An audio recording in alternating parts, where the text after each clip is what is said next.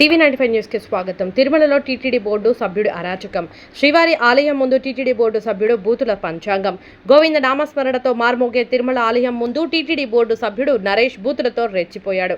మహాద్వారం gate నుంచి బయటకు పంపడం లేదని టీటీడీ ఉద్యోగి చెప్పడంతో ఆగ్రహంతో ఊగిపోయాడు. ఏమనుకుంటున్నావు? ఎవరితో ఎలా ప్రవర్తించాలో తెలియదో? థర్డ్ క్లాస్ వ్యక్తులను ఇక్కడ ఎవరు ఉంచారు అని నరేష్ దూషించారు.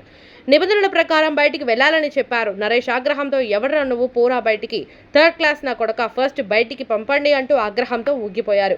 దీంతో అందరికీ ఆదర్శంగా ఉండాల్సిన వ్యక్తే ఇలా రౌడీలా వ్యవహరించడంపై భక్తులు మండిపడుతున్నారు.